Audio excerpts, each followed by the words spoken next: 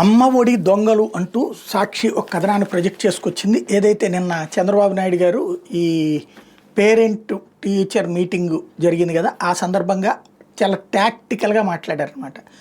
అమ్మ ఒడి అనేటటువంటిది వాస్తవంగా జగన్మోహన్ రెడ్డి తీసుకొచ్చినటువంటి విధానం. అంతకుముందు రాజశేఖర రెడ్డి తీసుకొచ్చినప్పుడు ఫీజు రియంబర్స్మెంట్, దాంట్లో ఇంటర్మీడియట్ నుంచి ఆ పైన చదివేటటువంటి వాళ్ళు, పీజీ దాకా చదివేటటువంటి వాళ్ళు, పిహెచ్డి దాకా చదివే వాళ్ళకి వాళ్ళ ఫీజుల్ని ప్రభుత్వం రియంబర్స్ చేసే విధానం తీసుకొచ్చారు. జగన్ వచ్చాక స్కూలు పిల్లల్ని కూడా ఫీజు రియంబర్స్మెంట్ కాకుండా ఫీజు ఇచ్చేటట్టు అమ్మ ఒడి ద్వారా ఏడాదికి 15,000 అన్నాడు. తర్వాత ఒక ఏడాది 1,000 తగ్గించాడు, ఇంకో ఏడాది ఇంకో 1,000 తగ్గించాడు. టోటల్ 13,000 రూపాయలు వేసేవాళ్ళు. ఈ 2,000 స్కూల్ మెయింటెనెన్స్ ఖాతాల్లోకి అది వేసేవాళ్ళు.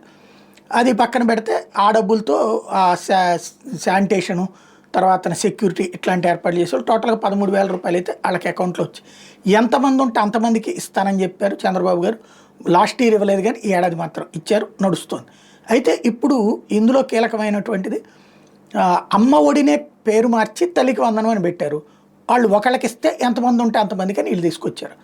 నేను అక్కడ స్కూల్లో మాట్లాడిన సందర్భంగా ఆ స్టూడెంట్స్తో మీ భవిష్యత్తు బాగు కోసం పెట్టిన పథకం పేరేంటో తెలుసు కదండి, తల్లికి వందనం.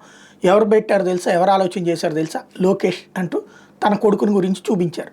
దాన్ని ఇప్పుడు వీళ్ళు తప్పుపెట్టారు, అబద్ధం చెప్తున్నారు అంటే సీఎం వ్యాఖ్యలతో నిర్ఘాంతపోయిన యావత్ తెలుగు సమాజం తల్లికి వందనం పథకాన్ని ప్రారంభిస్తూ అమ్మఒడి మార్గదర్శకాల ప్రకారం అమలు చేస్తామని చెప్పింది చంద్రబాబు. అదే విషయాన్ని గుర్తు చేస్తున్న తల్లిదండ్రుల నెటిజన్లు.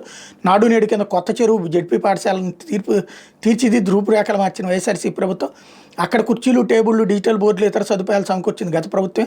ఇప్పుడు అదే స్కూల్కి వెళ్ళి సీఎం చంద్రబాబు అబద్ధాలు. పేదరికం చదువులకు అడ్డంకి కాకూడదని లక్ష్యంతో 2019లో అమ్మఒడి పథకానికి శ్రీకారం చుట్టిన జగన్ 40 ఏళ్ల రాజకీయ అనుభవం ఉందని చెప్పుకునే చంద్రబాబు ఏనాడైనా కనీసం ఇట్లాంటి ఆలోచన అయినా చేశారని ప్రశ్నిస్తున్న తల్లిదండ్రులు అన్నట్టు సోషల్ మీడియాలో నడుస్తుందాన్ని జనరల్ ఫ్రంట్ పేజీకి తెచ్చేశారు.